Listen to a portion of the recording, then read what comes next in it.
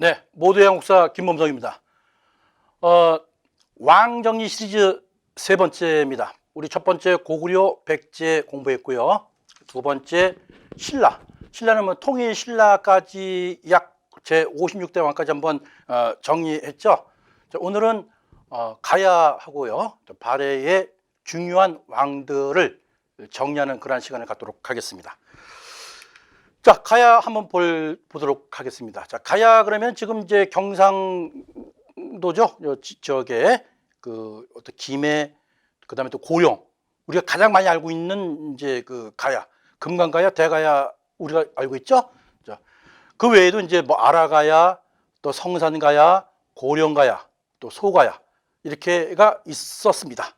하지만은 이것이 세월이 흐르면서 약 2에서 3세기경에는 금강가야가 추측이 되었다라는 거죠.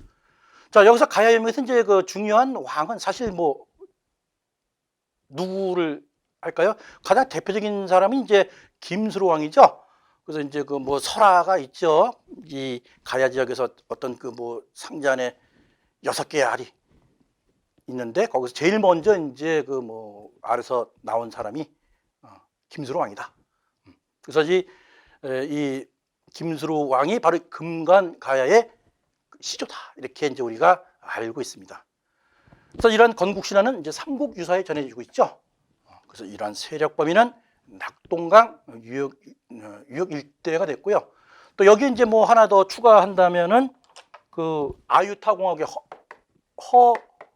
허황옥이라는 왕비를 받아들였다. 그러니까 허황옥이라는 왕비는 사실은 저 아유타국이니까는 그 우리나라 사람이 아니죠. 그 정도의 그만 우리가 알면 될 것 같아요. 그래서 가야 연명은 한 6개 정도의 그러니까 뭐 금간, 대가야, 아라가야, 성산, 고령, 소가야 하나, 둘, 셋, 넷, 6개 가야가 있었는데 여기서 이제 김수로 왕이 첫 번째구나 이렇게 우리가 알면 되겠습니다. 그래서 대가야 한번 볼까요? 저 대가야는 이진아시왕이라 나오죠. 자, 이진아시왕은 이제 대가야 시조고요. 또 그 설에 의하면은 또 김수로 왕의 또 형이라고 해요. 또 이렇게 아주 그 뭐 중요한 상은 아니지만은 자, 여기서 우리가 이제 볼 수 있는 것은 이 가야 연맹에 있어서 이 어떤 그 김수로 왕 또 대가야의 이진 아시왕이 이제 나오지만은 여기에서 이제 그 출토되는 어떤 유물 뭐 철갑 뭐 이렇게 그죠? 철갑으로 된 뭐 투구 또 옷 이런 것 그다음에 또 뭐 대가야 같으면 지산동의 또 고분 이런 거에서 출토되는 걸 볼 수가 있죠. 그래서 이 가야 연맹도 우리가 한국사 시험을 볼 때 반드시 또 그 나오는 그런 항목에 특히 왕과 더불어서 여기에서 출토되는 유물, 그죠? 그다음 고분 이런 것들을 우리가 잘 정리를 해 두시면 될 것 같습니다. 그래서 가야 연맹은 이렇게 간단하게 이렇게 끝내도록 하죠. 단지 좀 아쉬움이 있다면은 우리가 그 삼국시대 고구려 백제 신라가 있는데 그 틈사이에 분명히 가야가 존재를 하고 있었다는 점. 하지만은 이 가야는 연맹에서 끝났다는 점. 다시 얘기해서 고구려나 백제 신라 같이 중앙 집권전 체제가 되기 전에 결국은 신라에 의해서 복속이 되어서 그런 아쉬움을 남는 그러한 국가 아닌 국가였다는 점. 거기에 김수로 왕과 이진 아시왕은 시험 문제에 제법 나온다는 것 정리하도록 할게요. 자, 이제 발해 한번 넘어가도록 하겠습니다. 자, 발해. 자, 발해 그러면은 뭐 그야말로 그 남북국 시대라는 그 용어를 우리가 알고 있죠. 제가 그 중학교 때까지 공부한 기억으로는 통일 신라라고 이렇게 이제 공부한 기억이 지금도 이 제 머리에 아주 강력하게 지금 뇌리에 박혀 있는데 결국은 결국은 이 통일 신라가 존재하고 있었을 때 발해라는 나라도 있었다는 점이 중요한 거죠, 그죠? 그래서 한번 살펴보도록 하겠습니다. 자, 발해에서는 아주 중요한 핵심 왕들이 이제 나오는데 그 한번 그 면면을 한번 살펴보도록 하겠습니다. 자, 발해를 처음 이렇게 그 시조라고 할 수 있죠. 일제 초대 왕이죠. 대조영. 대신의 대시, 그죠? 성이 대시였구나. 자, 이때가 이 처음에 그 발해라는 나라 이름이 아니고 진국이라고 이제 698년도에 이제 건국을 하게 되죠. 그런데 고구려가 멸망한 게 몇 년도예요? 668년. 668년이고 그 이후에 고구려 부흥운동이 일어나서 마무리가 되는 그 시점이 676년 신라의 이제 삼국 통일이 된단 말이에요. 이랬을 때 우리가 신라의 그 삼국 통일은 결국 삼반도 전체를 통일한 게 아니라 대동강 이남 쪽으로 국한이 되었다는 얘기죠. 그리고 668년 고구려가 멸망이 되고 그리고 698년도에 그 진국이 건국이 됐으니까는 불과 고구려가 멸망한 다음에 30년 정도의 시간 흐른 다음에 이 발해라는 나라가 탄생하게 된 거죠. 그렇게 보면 되겠습니다. 자, 대조영은 뭐 당연히 좀 동모산, 그러니까 지금 중국의 길림성이죠. 그 두나 지역에서 진국을 건국했다는 점 나오고 연호를 천통이라고 좀 지었네요. 자, 여기에서 이제 우리가 이제 특이하게 볼 점은 자, 고구려 이 땅에 진국을 건국을 했는데 여기에 주요 이 어떤 그 백성의 구조를 보게 되면은 지배계급은 당연히 이제 대조영이 이제 고구려의 후손이기 때문에 고구려인이고 그다음에 이제 이게 피지배 계급은 다수 이제 말갈족으로 구성이 돼 있다 이렇게 돼 있죠. 그러니까는 온전히 고구려 백성들에 의한 국가는 아니었다는 점. 요것이 이제 그 중국 역사학자들에 의해서 소위 동북공정이죠. 그런 프로젝트에 의해서 발해를 그 중국의 역사의 한 부분으로 이제 편입하려는 그런 시도의 그 어떤 원인을 제공했다라고도 볼 수 있습니다. 자, 어찌됐든 간에 이 대조영이가 건국한 이 진국이 그죠? 지배계급인 고구려인과 피지배계급인 다수의 말갈족으로 구성돼서 나라를 세웠다라는 점 다시 한번 우리가 정리합니다. 자, 이렇게 당나라와 신라가 서로 치고받고 있는 이런 과정에서 676년 신라가 삼국통일한 이후에 그죠? 이런 그 고왕 이 대종이 이제 진국을 건국했는데 힘이 아주 셌던 거예요. 마치 그 고구려가 이 광기토대왕과 장수왕 때 주변 국가들을 갖다 복속시켰던 그런 강력한 군사력을 가지고 있었던 거죠. 그러다 보니까는 당나라 측에서는 이게 뭐야? 삼국통일 원래는 그 삼국통일 신라까지도 병합시켜서 다 먹으려고 그랬는데 웬걸 이 진국이 보니까 이게 뭐 엄청나게 또 강력한 군사가 되다 보니까는 함부로 범접을 못 해요. 그러다 보니까 그동안 당나라는 많은 군비를 갖다가 써가면서 그 전쟁을 했던 국력이 많이 소모가 됐기 때문에 또 한 번 발해와 어떤 피튀기나 어떤 전쟁을 벌이기에는 당나라 자체에서도 그렇게 원치를 않았겠죠. 그래서 결국은 당나라는 이러한 그 진국을 인정을 해주는 그러한 이제 어떤 결과를 도출해내죠. 그래서 당나라는 713년도에 이런 진국이죠. 그래서 이제 발해 군황으로 이제 봉하게 돼서 이때부터 국호를 발해라고 했습니다. 하지만 우리의 발해 초대왕은 대조영이다라는 점 다시 한번 정리합니다. 자, 이런 그 대조영의 맏아들 무왕이 이제 나오게 됩니다. 자, 무 그러니까는 어떤 그죠? 무역 이런 그 무라는 그럼 또 그래서 문무 그러죠, 문무. 그러니까 벌써 어떤 전쟁, 전투, 호전 쪽에 그런 느낌이 주는 왕이 또 무왕이에요. 그래서 대무예죠, 대무예. 자, 발해 제2대 왕이죠. 그래서 무왕은 아버지의 어떤 그 업적을 바로 계승해서 지난날 잃었던 고구려 영토를 대부분 그 흡수를 하고 또 주변에 뭐 말갈족뿐만 아니라 흑수 말갈족 이런 주변의 국가들을 다 아우르는 그러한 그 힘을 펼쳤죠. 그래서 연호는 인안이라는 연호를 사용했고요. 또 외교적으로는 또 당나라와 또 신라, 그죠?를 이제 견제를 하는 차원에서 돌궐 또 일본과도 이렇게 이제 우호 관계를 형성하는 거죠. 고립되면 안 되니까, 그죠? 그래서 이제 당나라하고 이제 대립을 하게 됩니다. 자, 이때 그 이 발해의 이 주변에 흑스 말갈족이 있었는데 이 흑스부 말갈 이 족들은 그동안 이제 그 뭐라 그럴까 이 발해에 뭐 조공을 하던 또 발해에 어떤 그 물자를 갖다가 이제 수입하는 그러한 이제 그 민족들이었죠.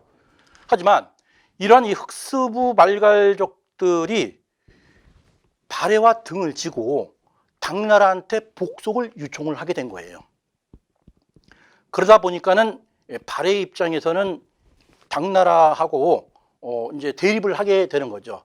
자, 흑수말갈족은 원래 이 발해 우리 발 아래에 있던 이런 족속들인데 이 흑수말갈족들이 발에다가 무릎을 안 꿇고 당나라에 가서 자기네들 갖다 보살펴달라고 이렇게 손을 벌리다 보니까는 한창 이제 국세를 갖다가 이제 확장하려는 이 대무의 무왕 입장에서는 그걸 받아들이기가 이제 그 용납이 안 됐던 거예요.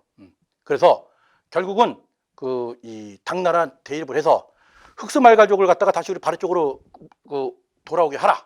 근데 이때 당나라는 왕이 현종이었는데 그걸 이제 그 무시를 해 버리죠. 그래서 결국은 당과의 대립을 하면서 전쟁을 불사하는 그런 행동을 벌인 거죠. 그래서 무왕 때 산둥 반도에 있는 등주를 선주에 공격을 하게 됩니다. 자, 근데 이때 한 가지 문제가 되는 것은 문제가 될 건 없고요. 그냥 우리가 좀 여기서 알아야 할 부분이 뭐냐면은 이때 이 산둥 즉 그 이 당나라의 이 산둥반도를 갖다가 이제 그 정보를 하러 갔던 그 최고 사령관이 누구였냐면은 사실은 대문예. 지금 무왕은 대무예죠.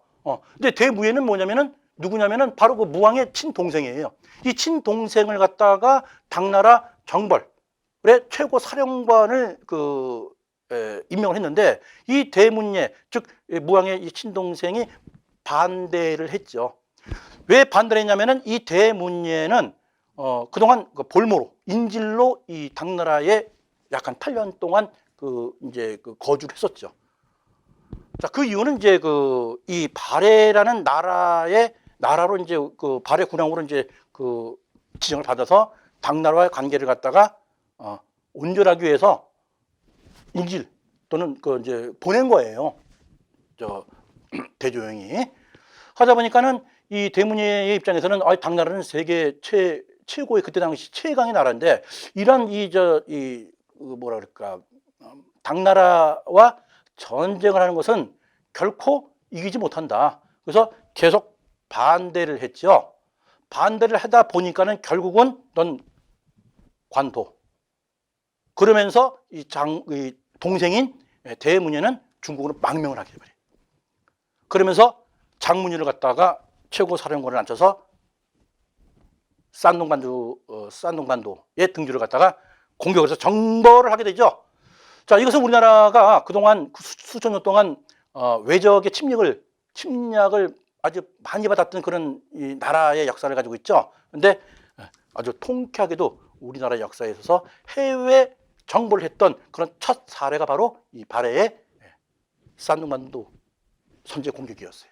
요즘은 상당히 우리가 또 알 필요성이 있다라고 제가 생각해서 부연 설명해 드립니다. 자, 이런 무왕의 뒤를 이어서 제3대 문왕이죠. 자, 문왕은 글자 그대로 문왕이 문. 그죠? 문. 그야말로 이 발해가 가장 번성했던 그런 발전기를 일으켰던 그런 왕이라고 우리 볼 수 있어요. 그래서 대훈무라고 대훈무. 그래서 고려 국왕 대훈무라는 그런 용어를 사용해서 일본과 외교할 때도 그런 용어를 썼고, 또 일본도 고려 국왕 대훈무라는 것을 갖다가 자연스럽게 받아들임으로써 이 발해는 뭡니까? 고구려를 계승한 나라다라고 대외적으로 인정을 받게 되는 그러한 그 원인이라기보다 그런 것을 대외로 알려줬던 왕이 바로 문왕이었다, 이렇게 보시면 되겠습니다. 자, 문왕의 그 업적을 한번 볼까요? 치적을 한번 보도록 하겠습니다. 일단은 무왕 때 그 뭐 싼둥반도 침략하면서 그 적당한 게 있었던 그런 당나라. 그때 당나라는 그 삼국 통일을 이룩했던 신라와의 또 그런 관계가 있죠. 그래서 신라한테 도움을 요청해서 발해를 좀 쳐라. 그래서 신라 성동왕 때 또 그 군사를 이끌고 또 발해를 또 침략도 하고 그랬었어요. 그러니까는 그 발해하고 신라는 당연히 관계가 매우 안 좋았죠. 하지만 이 문왕 때 와서 당나라와 친선 관계를 유지하면서 또 당나라의 어떤 그 제도를 갖다가 수용도 하면서, 그죠? 그러면서 그 이제 그 관계를 유지를 하다 보니까는 당나라 입장에서도 이제는 발해와 어떤 그 피 흘리는 그런 그 전투보다는 친선 관계가 더 중요하다.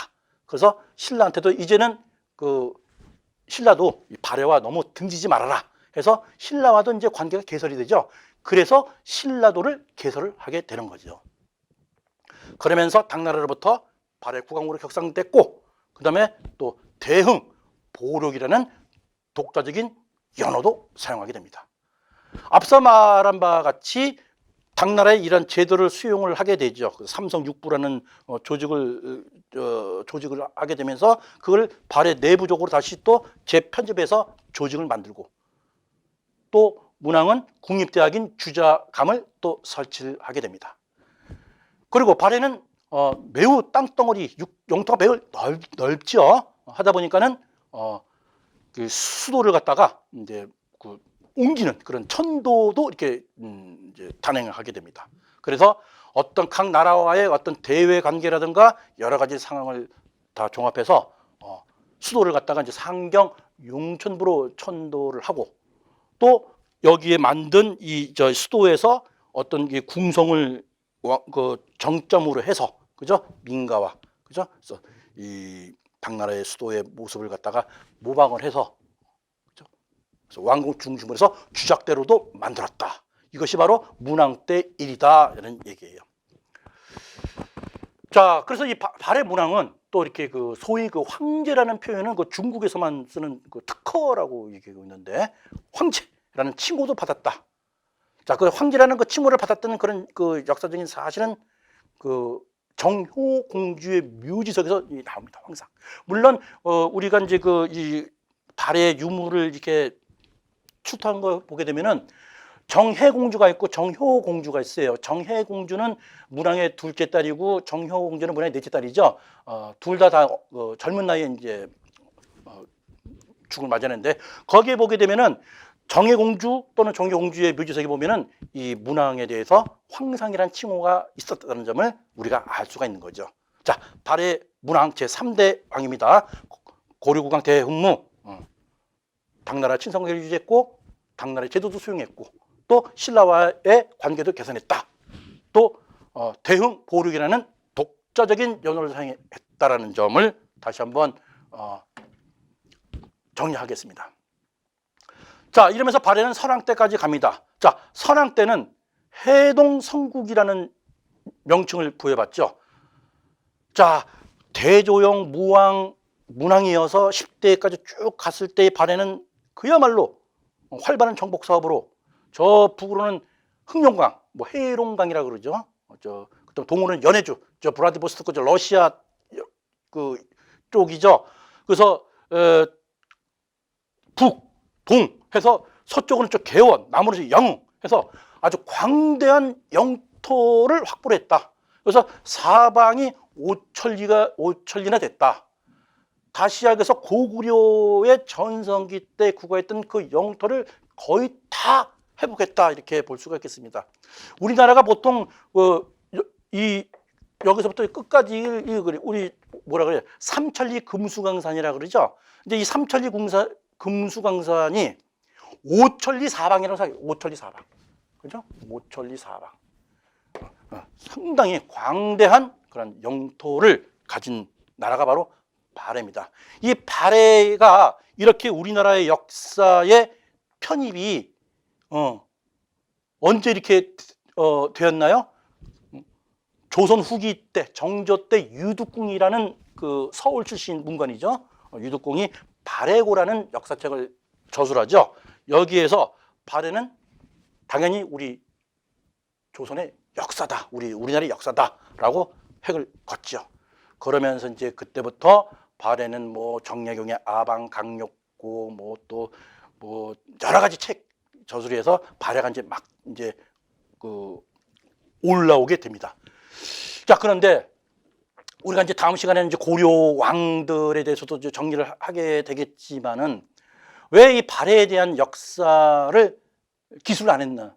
이건 진짜 매우 안타깝고 유감스러운 일이죠. 자, 이렇게 선왕 때 해동 성국이라는 글자 그대로 가장 번창했던 그런 나라를 구가했던 왕이 선왕 때였다. 그리고 이때 발해는 오경 15부 62조의 지방 조직을 완성했다 그랬죠. 당연히 사방 5천리나 되는 광대한 제국을 갖다가 통치하기 위해서, 그죠? 5개 수도와 15개 부, 또 60여 개 주, 미국의 50개 주보다 더 넓은 그런 느낌을 또 받네, 그죠? 그래서 선왕 때 일입니다. 자, 그래서 오경 15부 62주는 선왕 때부터 이제 계속 하다가 이제 그러니까 선왕 이전, 앞전에 왕 때부터 다시 해서 문왕 때부터 계속 오경 15부 62주가 이제 62주가 계속 진행된 거죠. 이때 이제 완성을 시킨 왕이 이제 선왕이다 그런 얘기예요. 자, 연호는 건응이라는 연호를 사용을 했습니다. 대개 보면 연호를 사용하는 거는 무왕 때 하고요. 또 문왕 때에 사용했던 연호가 많이 나오니까는 일단 거기를 중점적으로 공부를 하시고, 그 다음에 선왕 때는 해동성국이라는 이 키워드가 많이 나옵니다. 그렇게 일단은 정리를 한 다음에 세부적으로 더 공부를 하시면 될 것 같아요. 자, 이러다가 15대 애왕 때 거란, 그죠? 거란은 이제 그 야유라복이라는 인물이 나타났죠. 여기에서 이제 공격으로 이제 함락이 되죠. 결국은 발해는 926년도에 멸망이 되죠. 그러니까 약 한 275년 정도 되나요? 짧진 않죠. 200년, 300년 정도면은. 하지만 너무 좀 허무하게 지금 무너졌죠. 되게 보면은 나라가 망할 때 세세한 그런 설명을 찾아보기가 힘들어요. 고조선도 멸망할 때 그냥 내분의 분열 이런 식으로 해서 그냥 허무하게 멸망한 걸로 그냥 기술이 돼 있고, 또 발해 역시 어떠한 경로로 해서 멸망이 됐다는 거에 대한 그런 세세한 것은 지금 밝혀내기가 좀 어렵죠. 밝혀내는 게 어려운 게 아니라 이러한 역사의 어떤 팩트를 가지고 있는 당사국들, 즉 중국이나 또 러시아 이쪽에서 이런 정보를 갖다가 제공을 안 해준다고 그래요. 아무튼 발해는 우리나라의 역사에 있어서 매우 중요한 우리나라의 어떤 자부심을 갖다가 느낄 수 있고, 또 자부심을 가져야 하는 우리나라 역사의 한 국가고, 그 국가의 시조는 대조영, 그리고 무왕, 또 문왕, 그리고 선왕에 이르기까지의 어떤 발해의 역사를 우리가 당연히 알고 또 정리를 해야 된다는 점에서 우리 왕들의 정리해서 이렇게 제가 집어넣어 봤어요. 제15대 애왕 때 요 나라에 의해서 안타깝게 멸망이 됐다는 나라 발해, 오늘 왕 정리. 자, 다시 한번 정리합니다.